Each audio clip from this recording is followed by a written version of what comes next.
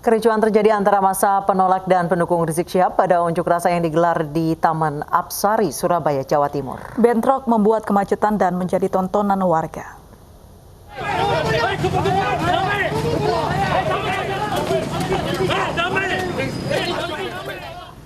Keributan pecah ketika poster-poster yang dipasang kelompok bernama Aliansi Cinta NKRI yang menolak kedatangan Rizik Syihab ke Surabaya dicopot paksa sekelompok orang yang datang tiba-tiba.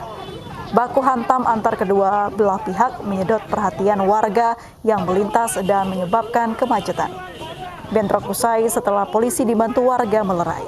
Akibat bentrok ini, satu orang terluka di bagian wajah.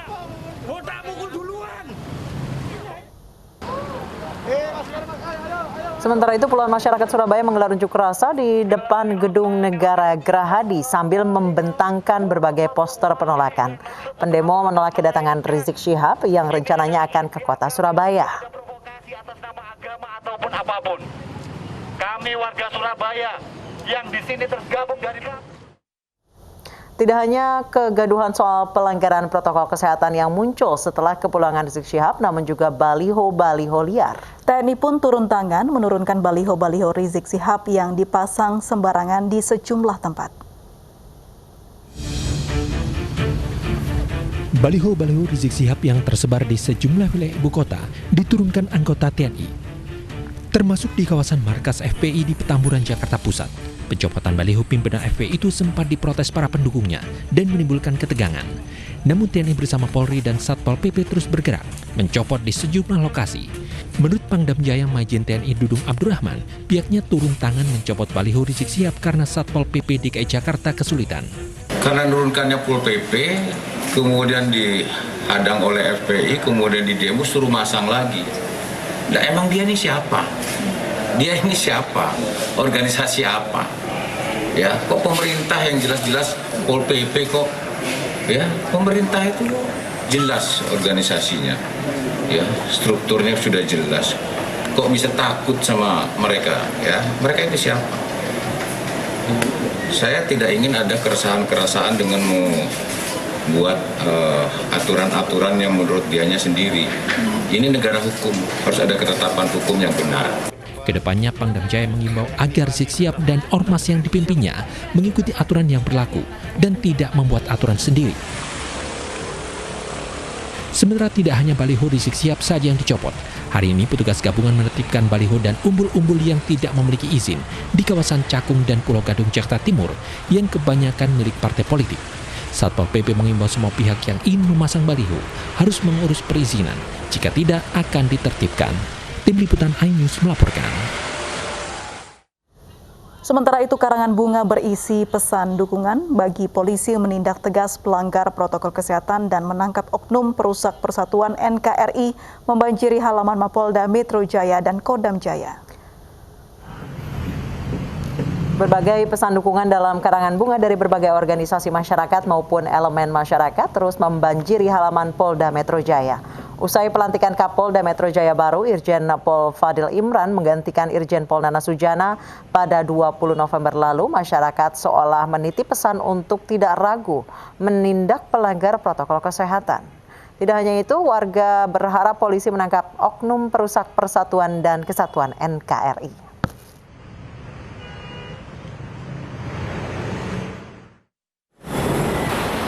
Tak hanya di Polda Metro Jaya, puluhan karangan bunga juga memenuhi markas Kodam Jaya Cililitan, Jakarta Timur.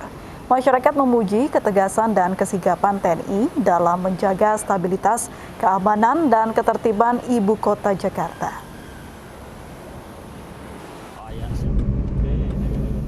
Warga mengapresiasi TNI dan Polri karena ketegasannya mencopot spanduk-spanduk yang diantaranya dinilai meresahkan dan memecah belah bangsa. Selain itu, apresiasi diberikan bagi TNI Polri dalam upaya menyelamatkan masyarakat dan menjauhkan warga dari terpapar virus COVID-19.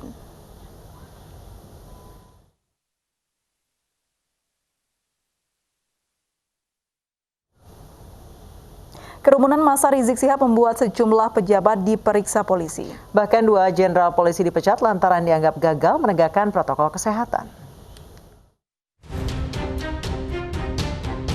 Beberapa pejabat diperiksa terkait kerumunan acara Rizik Syihab, di antaranya Wakil Gubernur DKI Jakarta, Ahmad Riza Patria, menjalani pemeriksaan di Polda Metro Jaya selama 8 jam.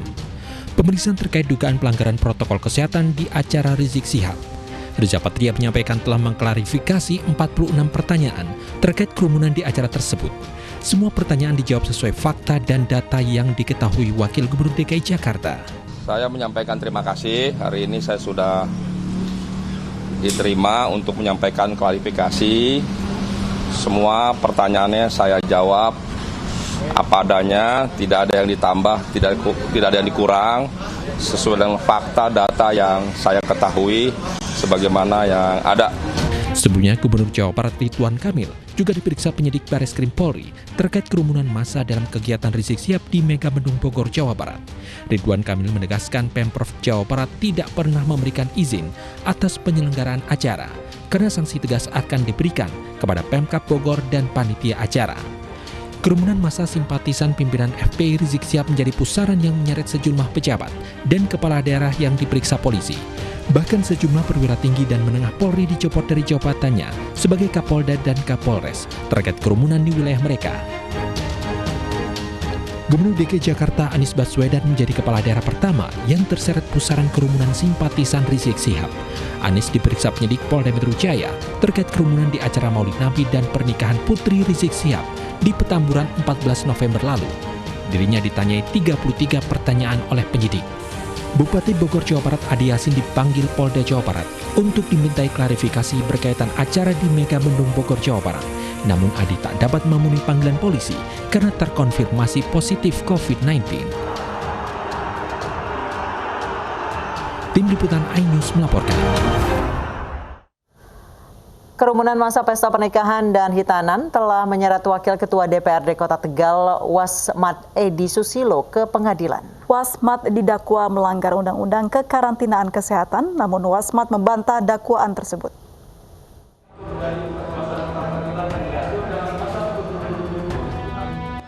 Sidang lanjutan kasus dangdutan hajatan Wakil Ketua DPRD Kota Tegal Wasmat Edi Susilo kembali digelar di Pengadilan Negeri Tegal, Jawa Tengah.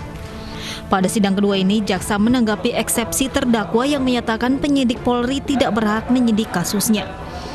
Sebab dalam pembelaannya, terdakwa Wasmat Edi Susilo bersikeras yang berhak menyidik kasusnya adalah penyidik Pegawai Negeri Sipil (PPNS). Namun jaksa penuntut umum Johannes Kardito membantahnya sesuai pasal 84 Undang-Undang Nomor 6 Tahun 2018 tentang kekarantinaan kesehatan. Justru penyidik Polri lebih utama untuk menyidik kasus dangdutan yang memicu kerumunan ribuan warga. Dalam Undang-Undang Karantinaan Kesehatan itu kan terdakwa menyampaikan bahwa penyidik kepolisian negara Republik Indonesia tidak berhak dalam hal melakukan penyidikan. Akan tapi dalam Undang-Undang Kekarantinaan tadi jelas bahwa dalam pasal 4 mereka berwenang. Jadi selain PPNS juga malah lebih utama adalah penyidik kepolisian negara Republik Indonesia yang melakukan.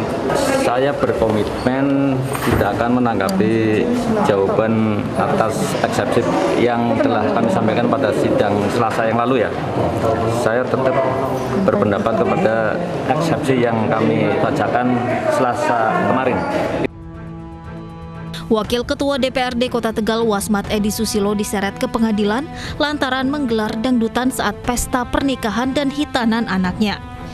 Terdakwa WES didakwa melanggar pasal 93 Undang-Undang Kekarantinaan Kesehatan dan pasal 216 KUH Pidana dengan ancaman hukuman 1 tahun penjara.